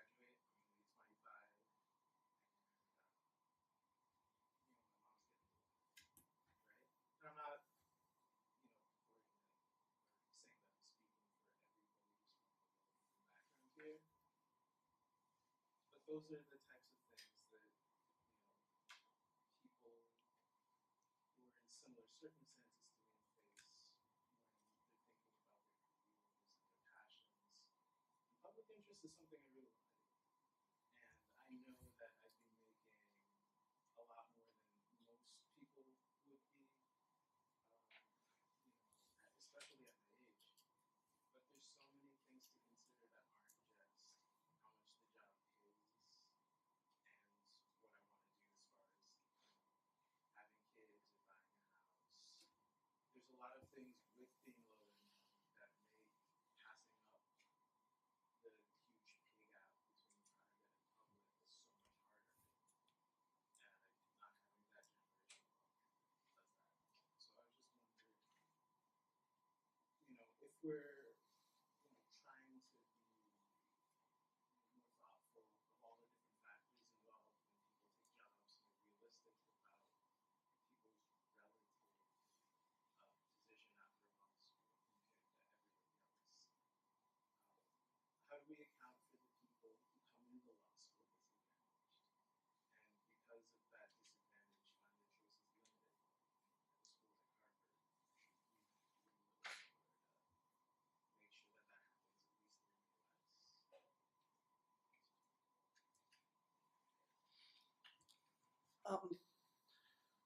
I'll say just, I think the answer to that great final question in your statement, which is it should be an institutional goal that people who come here with an economic disadvantage who are from that bottom quarter of the income bracket should not be limited in their employment choices based on debt burden.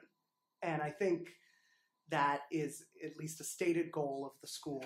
And I think any effort to make us do better at living up to that stated goal is worthwhile and should be part of any of these programs. And so my point on that number was very small. The number of people being very small here who are in that situation does not take away from that being a goal of the school, and it absolutely should be. I actually think that quite the opposite. The reason I bring that up is so that we don't get rid of the goal of people having the option to go to these things by saying, oh, the whole point of the school is to have people go into corporate interest law to get to pay for things that they need to pay for. So I think that's a worthwhile goal. I'm glad that the Coalition for Improving LIP is standing up for people in this situation to do that. I also want to respond to the last question on what the administration's responded to what we can do. There's been no public response yet. The dean came up to me and said, thank you for writing this, but I think a serious response to this would be a public response and having a forum with the dean about this and his beliefs and vision for the future of the school in response to this.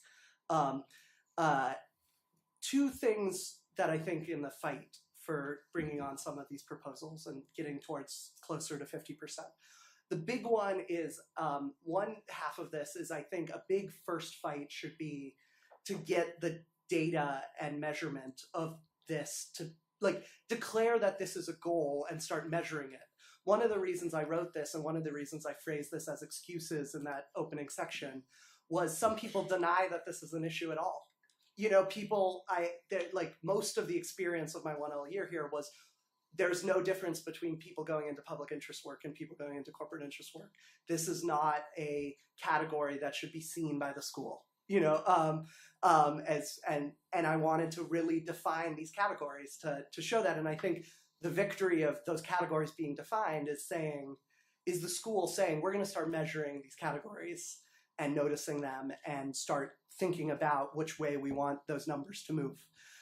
So thinking about, what do students want when they first come in? 2L, 3L, 1 year out, 5 years out, 10 years out. Yale does a little bit more than we do on this. The other thing is I have a list of projects in the back, but that's just one guy's idea for 12 projects to move in this direction. For the 1Ls in the audience, I would strongly recommend starting an organization and meeting regularly to think about what things you want to advocate for. And you would, Professor Unger has this incredible quote, hope is not the cause of action, hope is the consequence of action. You act, and as a result, you hope. And I guarantee you that if you started an organization for this and you met regularly and started to think about what's the first thing we're going to do with regard to this, you will be very, very hopeful very, very quickly, and it will take on a momentum of its own. So I strongly encourage one of us to tell us that. Good. Yes. I just wanted to modify Pete's proposal where I feel like 1L should also talk to 2Ls and 3Ls. 1Ls don't know what's coming at them yet. Very agreed. So I'd like to agree with Pete's basic position here, and I just want to point out that along with criticism, praise can be an important motivating factor. And one thing the school really deserves to be praised for is something which seems to me is not as 100% secure as I'd like it to be, which is that financial aid is given on a need-blind basis.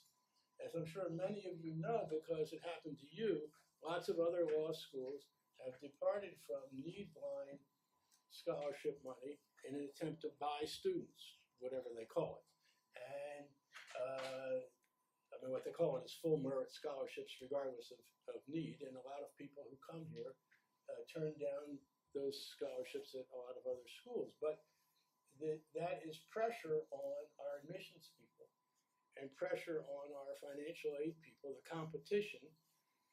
And this has very, very bad social consequences because as it happens in more and more schools, more of the total amount of money for financial aid for law schools is going to the 42nd ranked school buying some hoop body who would otherwise be at the 36th ranked school or something like that, which has no social product, but diverts money from people who really need money to people who don't need money and are willing to go to a lesser ranked school in order to get a full merit thing.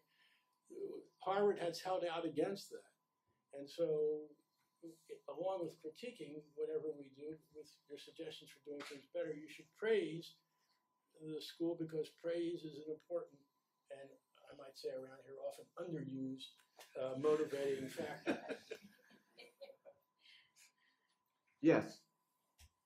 You talked about the risk aversion of lawsuits, and you hear all the time about attorneys in general being risk averse. Do you have any thoughts, and this isn't just for Pete, for everyone, what can the school do to encourage us to be less risk averse, both so we change the school, but also so that when we go to the attorneys later on, we think radically or creatively or. I think that's part of the culture section of what I was one thing I was getting at, and I think there are a few cultural things we can do. One is we can value. Harvard law students are very good at conforming, including we're all in this. I'm not accusing anyone of this, of conforming to the standards that the institution asks of us to live up to, and exceeding and jumping and being great at it. And I think if we started encouraging courage and risk taking and that as a value, that would be something we try to conform to and live up to. That's like a fluffy, abstract thing to say. How can you practically embody that? One is reward people who have done that. Hold up people who have done that. And that's like students who are doing that now, people who are doing that in the future, have Dean's challenges to do some new different thing, things like that. You can look at, and then I think a big one, a super practical one, is I think we need more mandatory interaction with, and I know mandatory is a watchword, but I think we need more mandatory interaction with practitioners of a wide variety who have shown courage as lawyers. Both historic ones that might be dead and hearing their stories, and present ones that are alive and can come by. People, there are just loads of Harvard Law alumni who have shown courage. And I think it's a tragedy. This is like my weird history loving self, but I think it's a tragedy that we graduate not knowing about these people. And that should be part of the 1L orientation is we're going to teach you about 10 of the most awesome alumni that did something great here. And bringing in people to talk about that, to talk about times that they showed courage. And suddenly it's not just that you learn their stories and see that it worked out. You also, that's part of the changing the ranking system because the school is saying we value that person if they're here. Another idea, which is a little bit more hard than that, would be to try to change the default, or at least modify or soften the default by making extremely available and very elaborate training about how to create, form, join a small law firm as opposed to a big law firm. So that would be the Carpenters Union. Forget the one of the largest carpenters unions in the United States has as part of its intern program training potential carpenters what they would have to do to set up their own shop and employ other carpenters. And the reason for that is that shops that are created by union carpenters tend to be union, and therefore the interest of the union is to make sure that its members think they can go up to small business. That's apparently a major dimension of how craft unions over time manage to maintain their position. So if every law student had available, if you're interested in risk taking to reduce the riskiness of going into business for yourself, that would be a way to change the default. It also ties into Pete's idea of public interest lawyers creating more law jobs for other public interest lawyers. So to create. Gentleman back there. Approaching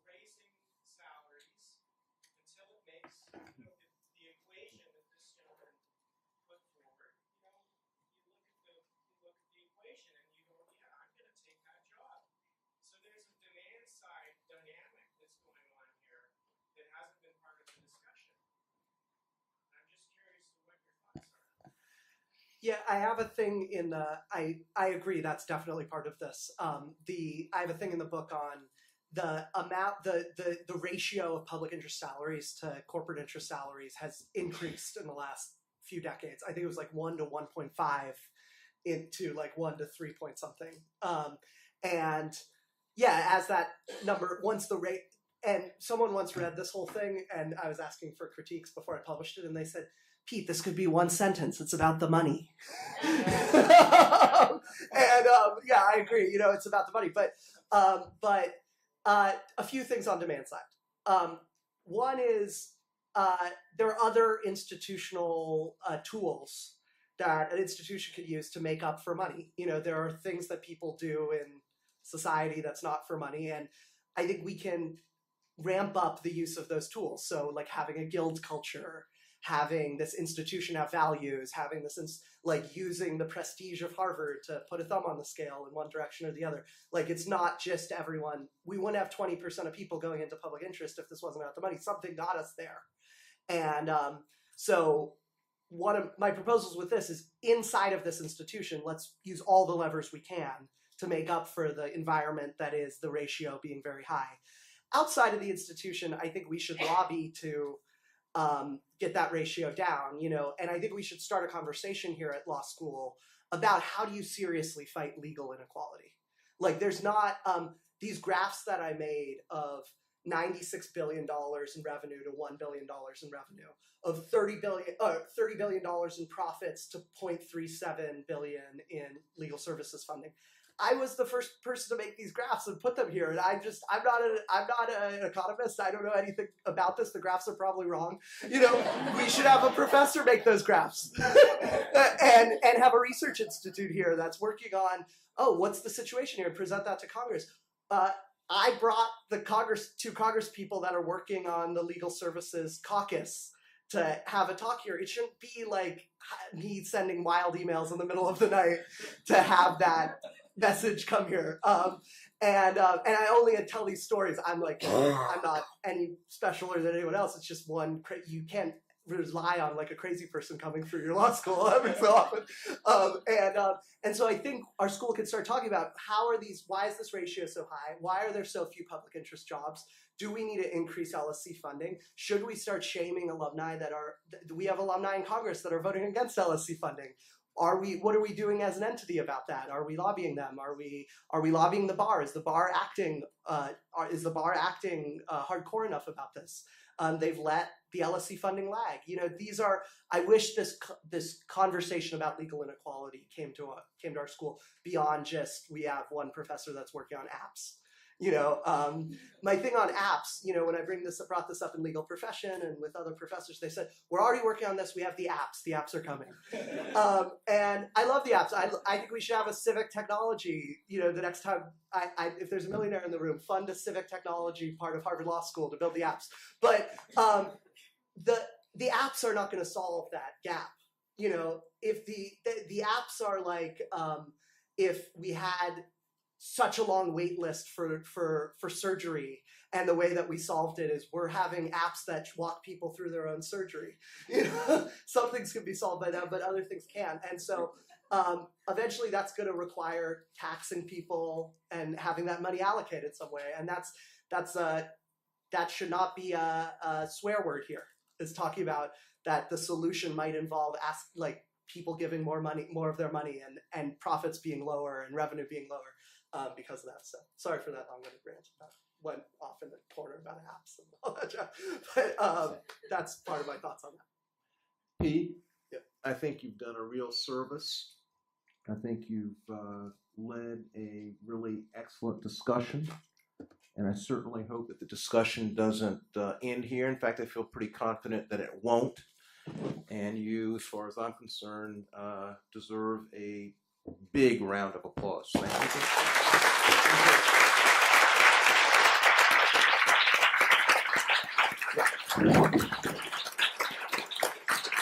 Thank you very much.